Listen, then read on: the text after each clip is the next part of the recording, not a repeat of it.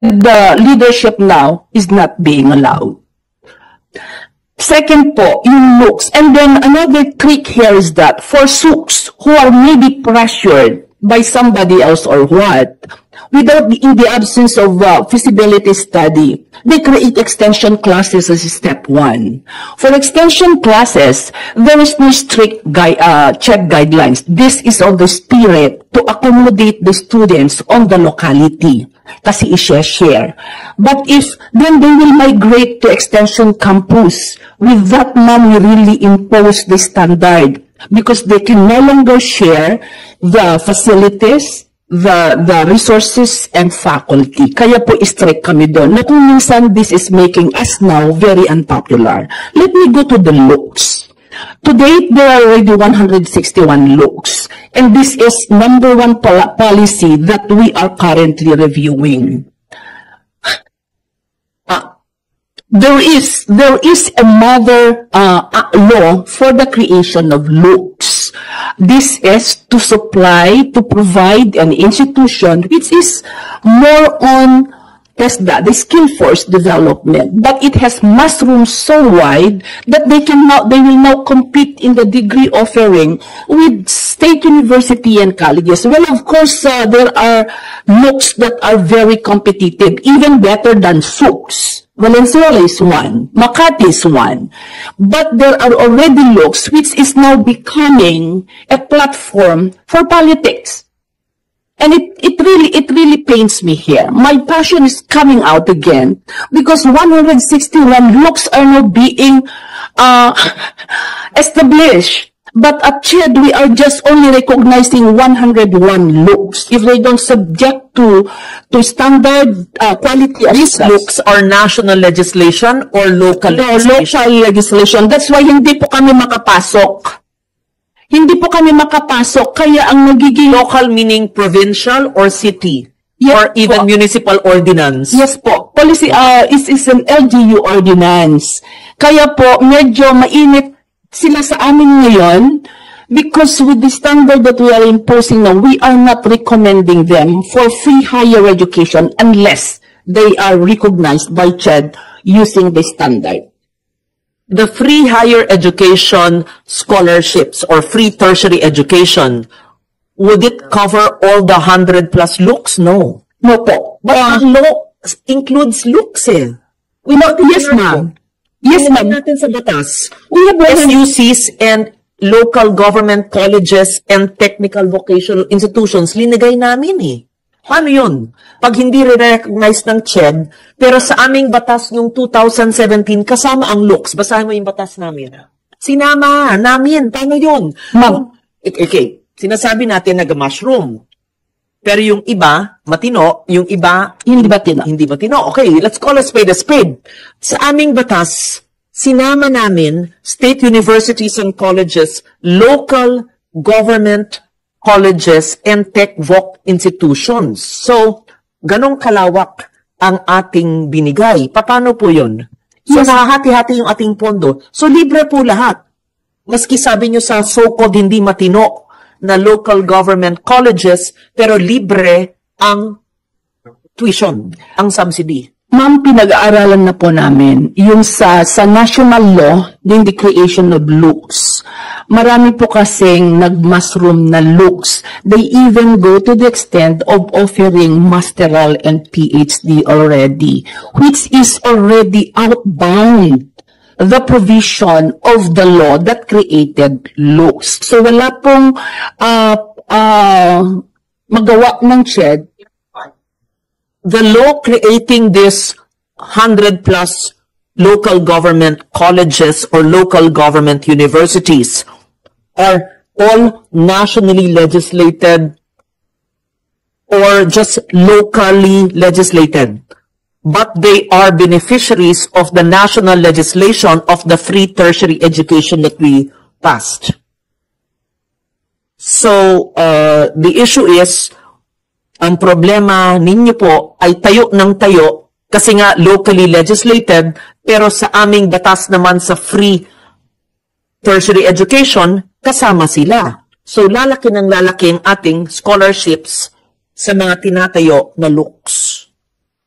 Ma'am, that is Yes. something to look after na po. Kaya nga po, ang CHED ang naiipit ngayon, we have no resort than to apply quality assurance standard.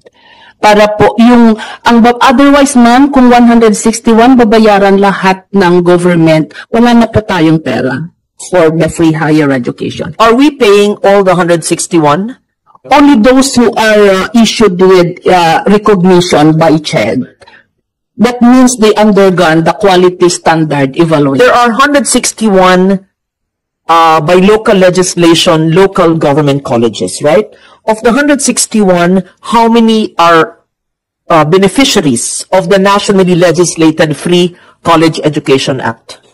Noong 2021, 106 ang na-recognize. Now, 2024, because they did not maintain the standard, 101 na lang po. Na-recall po sila. Okay, I will ask this more in the CHED hearing. We're here in the SUCs, but then it's important that I bring that about.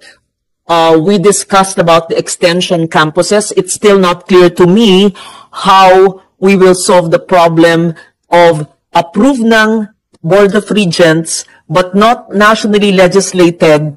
So DBM will only recognize a national law and therefore will not fund the needs of the Board of Regents approved extension or satellite campus and the programs and the teachers and the plantilla. So that's a predicament, Mr. Chair. Madam Chair, just to join the conversation.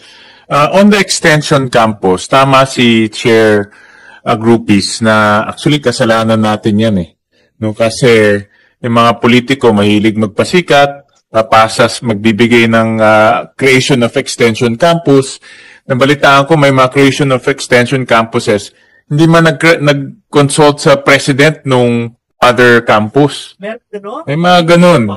May mga ganun. Then just put on record, I want to understand, how can an extension campus be created without the president of the university knowing? I don't understand. Ano pong No, we have to put it on record. Gusto ko maintindihan. Paano nangyari? Well, ito, ma'am, Saan? Chair, saan? Hindi, gusto ko malaman. Hindi ko talaga alam eh.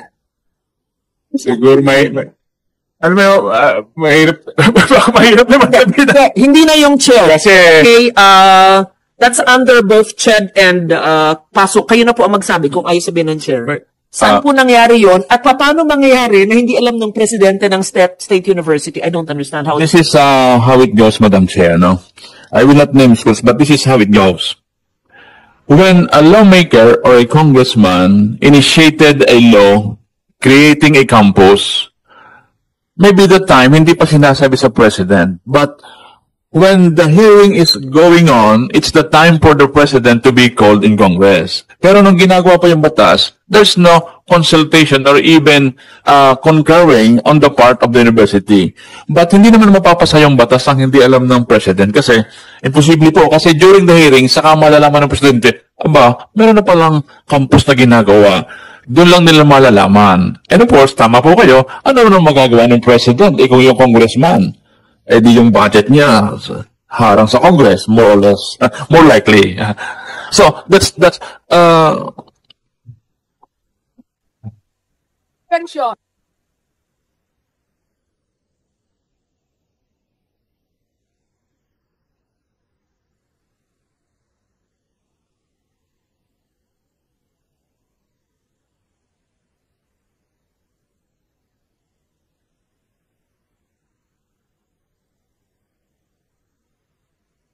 Hindi naman natayo yung campus. Sinasa batas pa lang. Eh baka naman well-intentioned. Kayo naman. O, di ba? I mean, batas. Tapos, hindi kinonsulta yung president ng SUC sa batas. Pero hindi naman nakatayo na yung campus. Hindi alam ng SUC president. Okay. I'm sure, ma'am, all of these extension campuses are well-intentioned. School yan eh. Sa education, wala naman tapon. Oo. Ang problema lang is the fiscal management. Yeah. Saan ka kukuha magpapatayo ng school? Saan ka kukuha magpagbayad ng teacher? Paano ka, yung mga operating expenses, yun ang magiging problema. So, importante talaga nagko-coordinate with the president because madali yung batas, mahirap yung pondo eh. Yun ang mahirap yung pondo. So that's where we are right now. Natin, hihingin ko, although magkakaroon tayo ng CHED hearing, but before that, so we can prepare, may I ask for all the locally legislated local universities and colleges, and as chair of the Standing Committee on Higher Education, I would like to manifest now that I will scrutinize all the bills. I will ask your help. Yeah, because si Senator Lauren now is the chairman of the Higher Education Committee. Ayoko maging so lahat dadaan ang sa kanya. aking committee. Yes, pero susuportahan ko, and I will consult with CHED, with the PASOK, with the chair of the Finance Committee, because baka approve ako no approve, that may be good politically, but if eventually the chair of the Finance Committee may not support it in funding, paano? So I will scrutinize all the bills that are referred to the committee and the creation of extension campuses, what we will support, but we have to be reasonable and it has to meet the standards. In short, sa central campus sa simula at saka sa existing campuses, kailangan namimit na yung standard. Kung hindi pa man namimit yung standard doon, ba't tayo magtatayo ng bago kung wala naman commitment ng DBM for teacher positions, other plantilla positions, at kulang pa yung existing sa main campus. So all of this will be taken into consideration, and alam naman kami ni Senator Sherwin, yung dalawang nerd na madetalyang tumingin, isa-scrutinize natin yan. You'll have to help me there. Yes. One more thing, no? Aside from the committee, the Senate committee kasi, so the last, the last in the legislation process, that's the last filter. So aside from the Senate filtering it, another way, Chairperson Agrupis, pero ito will be unpopular, is to veto the bill. Is to veto the bill. So it's unpopular, but if CHED thinks that, and PASOK, thinks that it's unsustainable, there's no necessity, the mother campus is already doing its all those responsibilities, then you can recommend for veto. Pag talagang tingin nyo, hindi talaga karapat-dapat yung extension campus. Right. Mr. Chair, if I may request or recommend one thing, maybe we will revisit the procedure po. Let us make it more scientific, as scientific pathway on how to establish extension campus or establish the local university and colleges.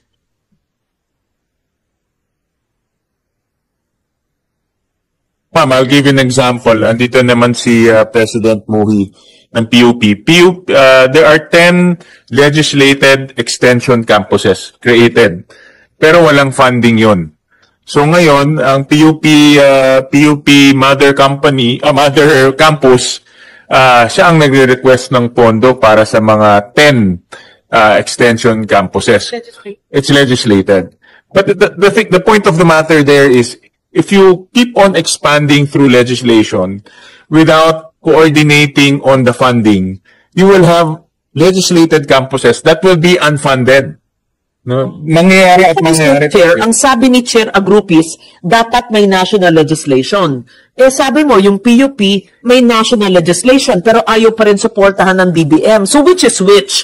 Board approval or national legislation or both?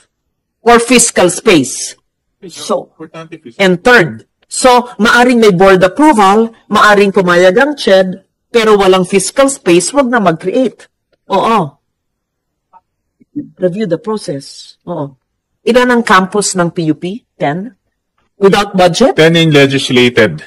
Andiyan ba si President Muhi? Number 10 in legislated. That's, ayan si... Legislated without funding. How do they operate? Gandang hapon po. Total po is we have 24 campuses. There is a mga campus po na mga locally funded and meron pong mga GAA funded.